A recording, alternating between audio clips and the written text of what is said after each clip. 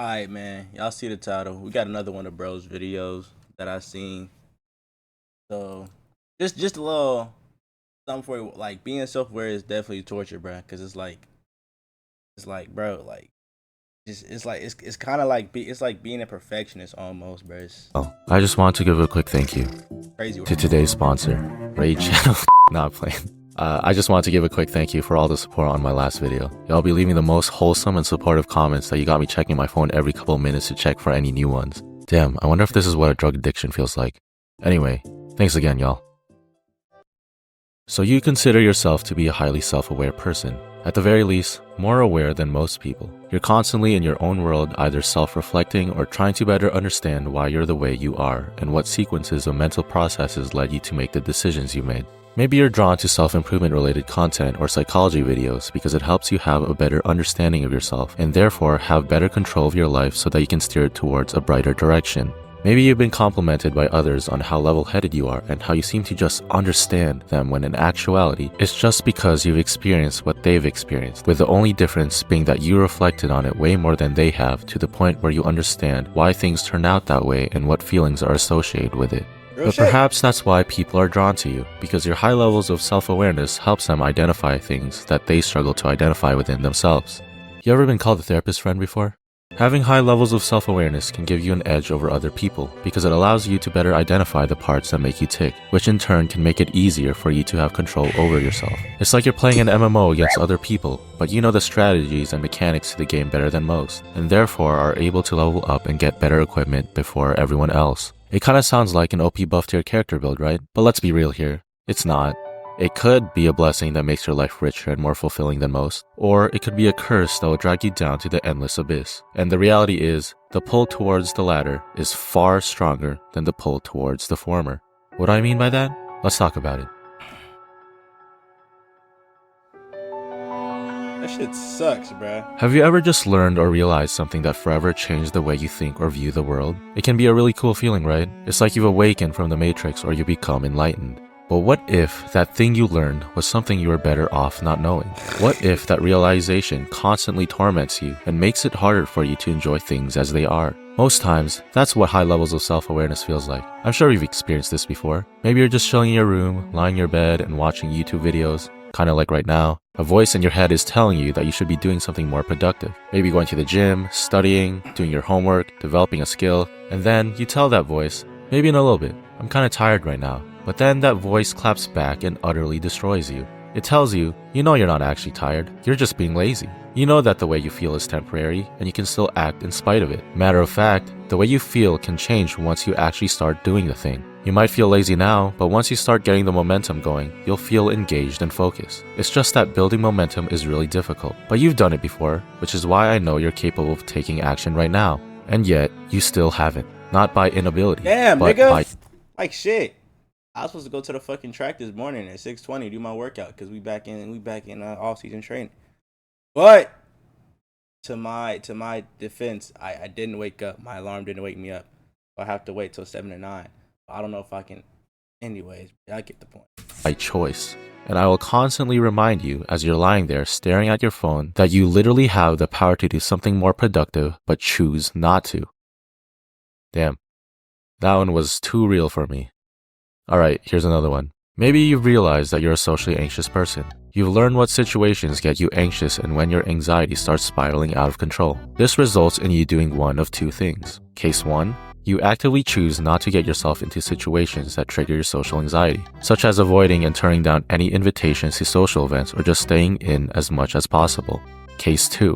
You get yourself into those said situations, start feeling anxious, realize that you're feeling anxious, become hyperfixated on the fact that you're feeling anxious, making anxiety even worse, and as a result, you end up having a horrible time in said social situation because you are too stuck in your own head that you fail to just take in the moment. You know what this all sounds like? Self-induced torture and sabotage. Honestly, that's what high self-awareness feels like sometimes. It can be problematic in that it either takes away from the moment and prevents you from being present, or it makes you so aware of your problems that you begin to internalize them and make them your identity. You're not feeling anxious, you're an anxious person. You're not feeling lazy, you are lazy. You can't enjoy relaxing. You know you're capable of doing more. It's moments like these where high self-awareness drags us down to wallow in our own misery. And unfortunately, these aren't one-off moments that happen from time to time. They're an everyday occurrence.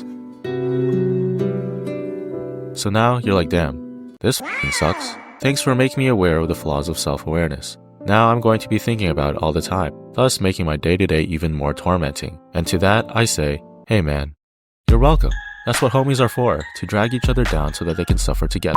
Well, it doesn't have to be that way. Like I said before, high self-awareness could be a blessing or a curse. It all depends on what actions we decide to take given the information high self-awareness provides us with. If we're aware that we have a lot of mental baggage to sort out, do we choose to do the internal work so that it doesn't fester and manifest in unhealthy ways? If we're aware that we're feeling lazy and that the feeling is temporary, do we decide to push through and take action in spite of how we feel? That's how you utilize high self-awareness to live a more meaningful and fulfilling life. The reality is that it's a damn difficult thing to do. Why? Because our brain naturally follows the path of least resistance, and it's far easier to just do nothing and wallow in our own misery than it is to go against that feeling and act in spite of it. But it's precisely the fact that it is so difficult that suggests how valuable it is. The things we value in life, whether it be material or intangible, aren't easy to attain. If you want a nice car, you need a lot of money. To get a lot of money, you need a well-paying job. To get a well-paying job, you have to put in the work to show that you're worthy of that position. If you want a healthy relationship, you need to find someone you're compatible with. To know who you're compatible with, you need to know yourself in terms of your traits,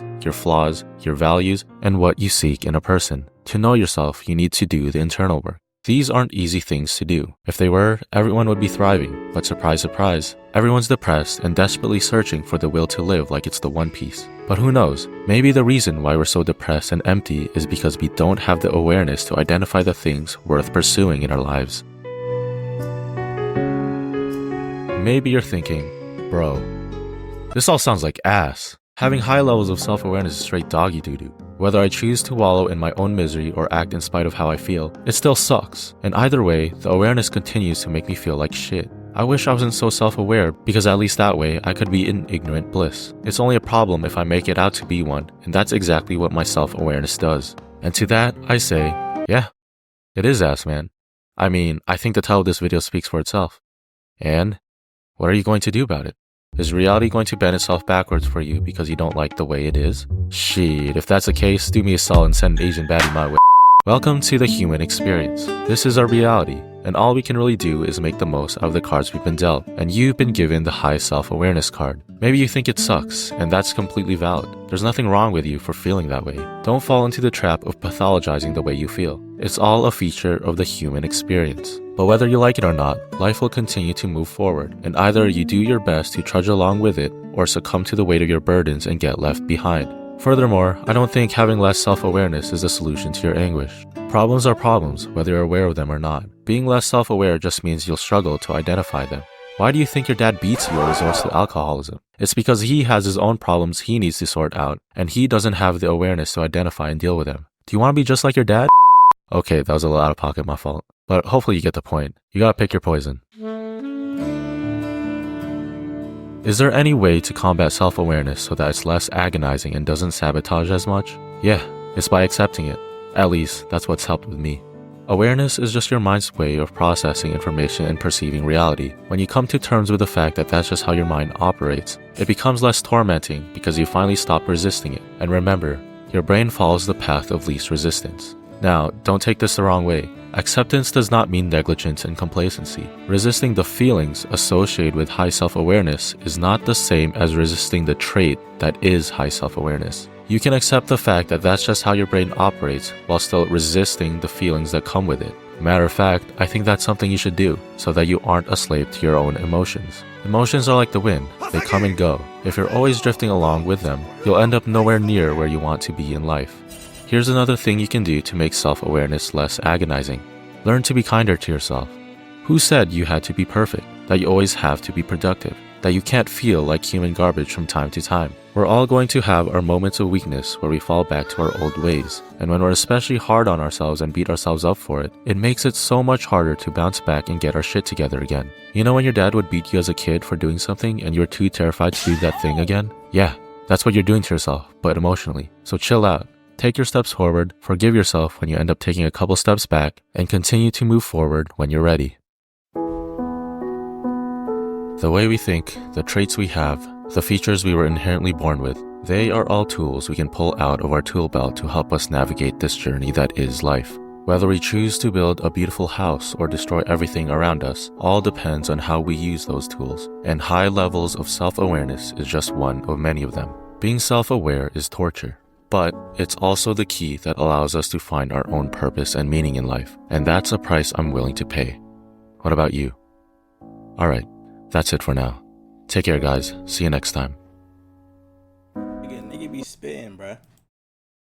Nigga be spitting. Nigga be spitting. Spitting some real shit. Look, I don't even know. Like, honestly, like, I'll say I'm the most self-aware I've ever been now, and that journey started for me like almost a year ago, like last year around like July. No, really, actually no, yeah, like last year around like July, August, maybe early July, but around there, like that's when my like, you know, I really started to like think about why shit's happening the way it happens, think about like how I think about myself and like the shit that goes like just started just really thinking about shit, because like something happened in my life and I'm just like, okay, yeah, like I really gotta like take a step back, think about that.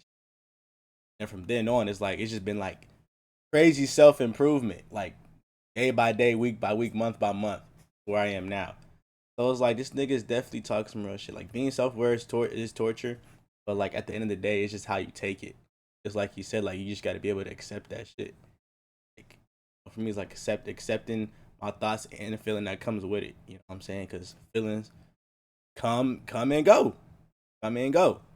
So it's like another thing you said, like also like being able to like break down situations, and like the thing you said about advice, like it's like I seen this thing.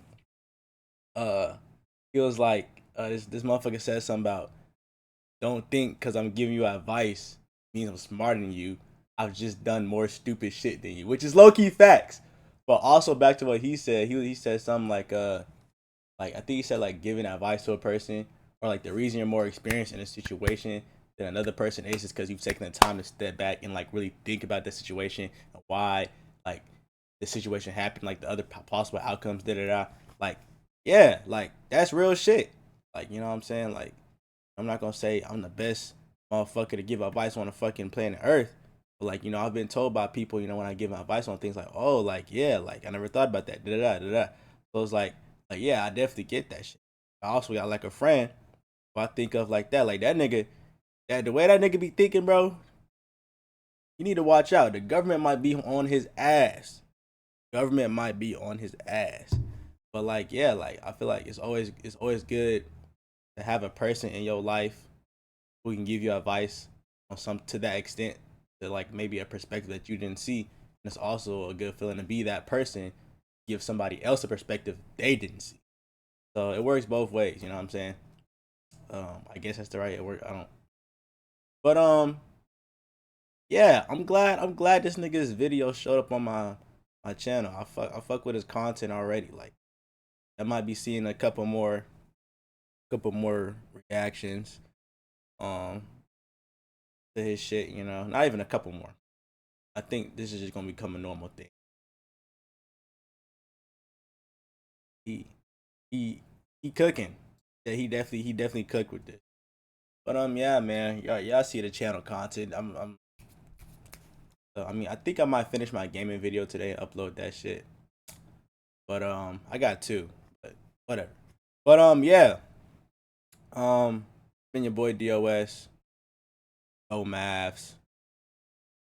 I need Luka and Kyrie to combine for 60. I need it, bro. I need the Mavs to make it to the finals, bro. I need that. But yeah, man, it's been your boy DOS. And we out.